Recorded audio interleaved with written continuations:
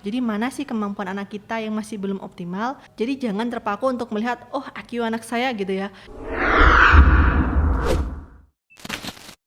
Kali ini kita akan tanyakan sebenarnya tes kesiapan sekolah ini dilakukan berapa kali? Cukup 1 kali kah? Atau masih bisa 2 kali, 3 kali gitu? Ini bagaimana Bu Sari? Oke, kalau untuk tes kesiapan sekolah sendiri itu hanya 1 kali saja sih Mbak, gitu ya, hanya 1 kali saja. Yang penting orang tua melihat aspek mana yang seperti tadi disampaikan yang perlu untuk dioptimalkan. Nah itu dilakukan dulu. Nah itu bertahan maksimal sih 1 tahun gitu. Nanti baru karena kalau misalnya langsung tes begitu ya, jadi kan sudah tes nih, kemudian besok tes lagi, bahkan stimulasinya kan belum mulai, ya sehingga kan kita nggak tahu perkembangan seperti apa. Biasanya itu kan notabene akan sama gitu, jadi hasilnya pun tidak akan jauh berbeda, sehingga memang orang tua bisa menstimulasi dulu anaknya di rumah, ya apalagi pandemi kan gitu ya, sehingga ketika udah stimulasi nanti untuk 1 tahun kemudian baru mungkin bisa dilihat lagi sudah optimal atau belum gitu, atau mungkin ada yang masih belum optimal. Oke Bu Sari, kalau kita membicarakan soal waktu yang tepat untuk mengikuti tes kesiapan masuk sekolah ini itu kapan Bu? Ya, pastinya sih sebelum mungkin beberapa bulan sebelum mau masuk sekolah. Jadi kalau sudah misalnya besok mungkin 1 minggu kemudian udah mau masuk gitu ya, jadi kan nanti terburu-buru begitu ya, nggak terlalu cepat gitu, jadi nggak mungkin ada progres. Nah kalau memang lebih baiknya memang sebelum waktunya mereka untuk masuk sekolah gitu, sehingga orang tua bisa cross check gitu ya. Jadi proses untuk stimulasinya jauh lebih bagus dan jauh lebih optimal, dan hasilnya nanti ketika nanti sudah waktunya masuk sekolah dasar, nah itu sudah siap begitu untuk mengikuti atau anak untuk mengikuti aktivitas di sekolah. Oke, jadi salah satu harapan adanya tes kesiapan masuk sekolah ini ada progresnya itu ya Bu. Ya, Jadi betul. waktunya ini harus ditentukan secara tepat. Orang tua harus pintar-pintar gitu ya menentukan waktunya kapan. Bu, kalau kita membicarakan mengenai tes kesiapan masuk sekolah sendiri, ini seberapa penting sebenarnya Bu?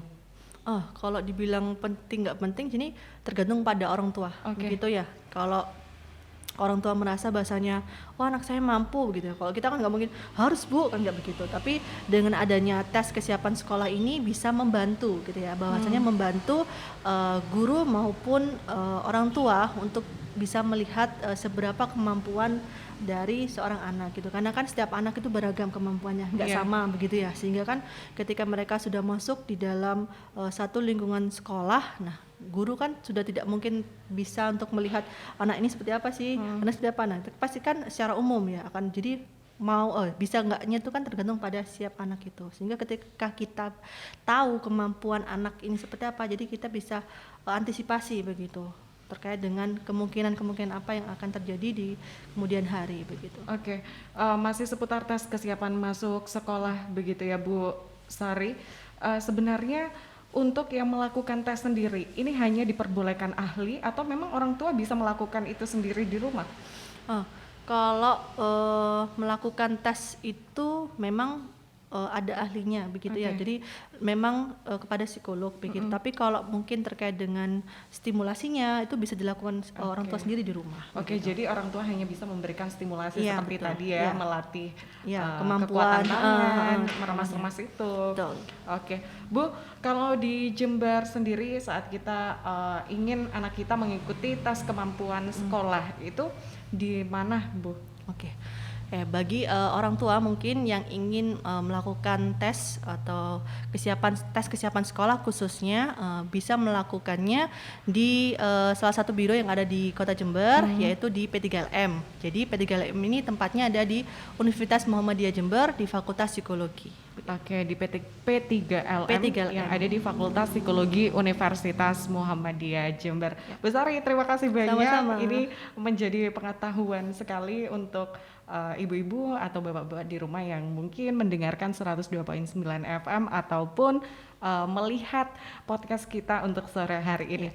Mungkin ada closing statement sendiri untuk sore ini dari Bu Sari?